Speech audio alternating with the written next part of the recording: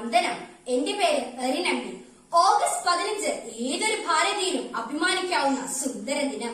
ഭാരതമാതാവ് British ആധിപത്യത്തിൽ നിന്ന് സ്വതന്ത്രയായ സുന്ദര ദിനം.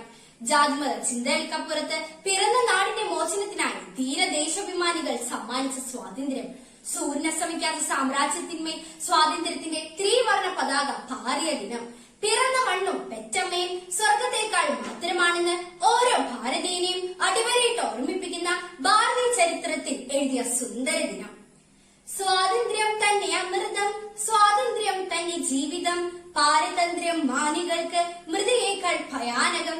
സ്വാതന്ത്ര്യത്തിനായി പോരാടിയ ദേശാഭിമാനികൾക്ക് പ്രണാമം അർപ്പിച്ചുകൊണ്ട് ഏതൊരു ഭാരതീയനും അഭിമാനിക്കാൻ വീണ്ടും ഒരു സ്വാതന്ത്ര്യം ദിനം കൂടി.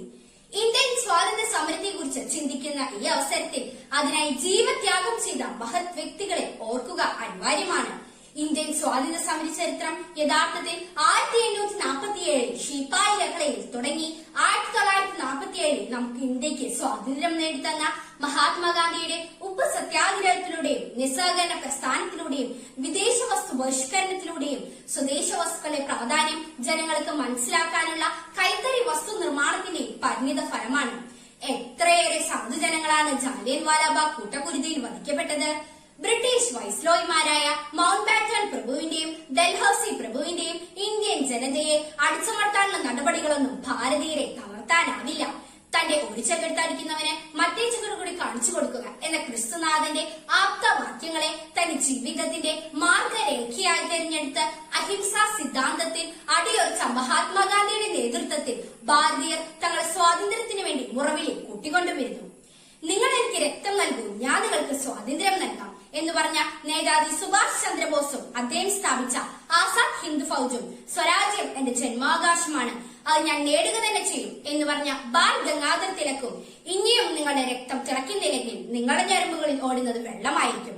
മാതൃഭൂമിയുടെ സേവനത്തിന് വേണ്ടിയെങ്കിൽ പിന്നെ എന്തിനാണ് യുവത്വം എന്ന് പറഞ്ഞു ചന്ദ്രശേഖർ ആസാദും സർദാർ വല്ലഭായ് പട്ടേലും തന്റെ 23ാമത്തെ വയസ്സിൽ മാതൃരാജ്യത്തിനായി ജീവൻ ബലികഴിച്ച ഭഗത് സിംഗും ഇന്ത്യൻ സ്വാതന്ത്ര്യ സമര ചരിത്രത്തിന്റെ സാരഥികളായിരുന്നു. ഓഗസ്റ്റ് 15 ക്രൈസ്തവരായ നമ്മളെ സംബന്ധിച്ച് ഇന്നേ ദിവസത്തിന് ഒരു പ്രത്യേകത കൂടിയുണ്ട്. പരിശുദ്ധ മാതാവിന്റെ സ്വർഗാരോഹണ തിരുനാളായി ക്രൈസ്തവ സഭ ഇന്നേ ദിവസം ആചരിക്കുന്നു. നന്മയുടെ നിറകുടവും എളിമയുടെ അടയാളവും കാരുണ്യത്തിന്റെ വറ്റാത്ത ഉറവിടവുമായി അമ്മ, ഇതാ കർത്താവിന്റെ ദാസി, നിന്റെ വചനം എന്നിൽ നിറവേറട്ടെ എന്ന് ദേവദൂതനോട് പറഞ്ഞ തന്റെ ഇളയമ്മ ഗർഭിണിയാണെന്ന വാർത്ത കേട്ടപ്പോൾ അവൾക്ക് 3 മാസം ശുശ്രൂഷ ചെയ്തവൾ. ഖാനായിലെ കല്യാണ വിരുന്നിൽ വീഞ്ഞു തീർന്നപ്പോൾ തന്റെ മകനോട് അപേക്ഷിച്ച് പരസ്നേഹത്തിന്റെ മാതൃകയായവൾ. യേശു തന്റെ ശിഷ്യനിലൂടെ ലോകത്തിന് അമ്മയായി നൽകിയ പുണ്യവതി. പെന്തകൊസ്താ നാളിൽ ശിഷ്യന്മാരുടെ കൂടെ പ്രാർത്ഥിച്ചുകൊണ്ടിരുന്നപ്പോൾ പരിശുദ്ധാത്മാവിനാൽ നിറഞ്ഞവൾ. ഉത്തമയായ കുടുംബിനിയും അമ്മയും ഭാര്യയുമായ ഈ മാതാവിനെ അല്ലാതെ വേറെ ആരെയാണ് നമുക്ക് കുടുംബജീവിതത്തിൽ മാതൃകയാക്കാൻ സാധിക്കുക?